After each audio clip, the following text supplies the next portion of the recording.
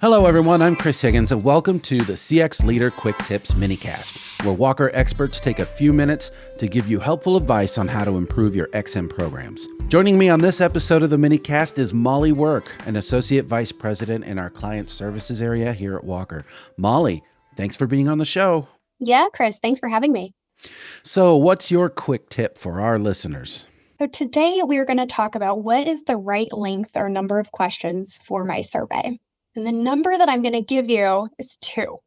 And no, I don't mean 2 questions, but instead 2 perspectives. The respondent's perspective, and then how you're going to be taking action based on what you heard. So let's start with the respondent's perspective. In general, modern survey best practices have really been shifting towards deploying shorter and more actionable surveys. So if you think about it, when we're measuring customer experience, the survey taking process in and of itself is an experience for our respondents. So put yourself in your respondent's shoes. Think about when you receive a customer experience survey.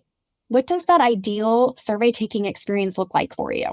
So it probably means just a handful of quick, easy to understand, and meaningful questions about what your experience was. Concise and thoughtful surveys are also more likely to increase your response rate and completion rates, and they provide an overall better survey taking experience for respondents. Now, I want you to put a different hat on, that of your internal business functional teams. We're going to be using this data to drive improvements. We know that one of the most important things when collecting experience data is that we are listening to what we've heard and taking action on it. So the data we collect should drive performance improvement initiatives. Before that survey goes out, ask yourself, how is my organization going to use this information to improve customer experience? Who's going to review this data and how will they use it to improve the experiences across the ecosystem? And how will we use this data to measure the effectiveness of those improvement initiatives? And if you don't know the answer to many of those questions, it probably means refining your survey before you launch. Surveys really, they're not just about checking a box, but instead about hearing the voices of those that we serve. So what you're saying is we really want our surveys to be as short as possible, but ask what you need. Exactly. Essentially, you want your survey to be as short as possible and as long as necessary so that you can drive action on that data. An ideal survey length, it really depends on a lot of factors. For example, what was the impetus of the survey? How does this survey drive your organizational or your customer experience goals? What customer persona are you targeting with your survey?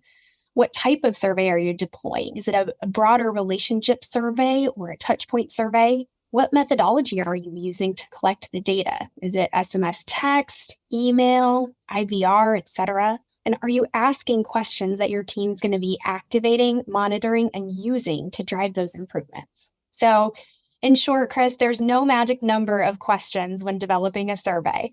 But if you really need something to target, for transactional surveys, I would aim for a 3-minute take time, 5 minutes at the absolute maximum.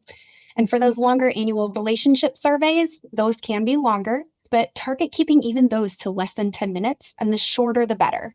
And keep in mind those 2 different perspectives. I really like how you put that into the perspective of not just number of questions, but how long the respondent is going to take to complete the survey. In other words, thinking of it not necessarily from a numbers perspective, but an experience perspective.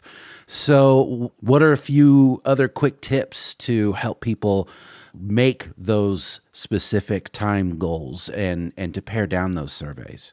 Yeah, absolutely. I probably have 2 tips for you. So number 1, go through your survey, take out any questions that we already know the answer to. For example, do we have that information in our contact database or elsewhere in the organization that we can tie into our survey results? So for example, the region they're located in, what product they purchased. Take those questions out of the survey and use the data that you already have to get that information. The second, ask yourself how actionable the data is going to be for each question in your survey. If you're asking a question about something the organization won't be able to action or can't do anything about, it might be worth removing. Each question in your survey should have a why. Why are we asking this? And if the answer is well, might be nice to have, then it's probably something we can cut. Save your survey real estate for the questions that are really going to help drive change. Remember, design with the end in mind, taking action based on what you've heard. Keep your surveys as short as possible and as long as necessary. Great advice. Thank you, Molly, for your quick tip.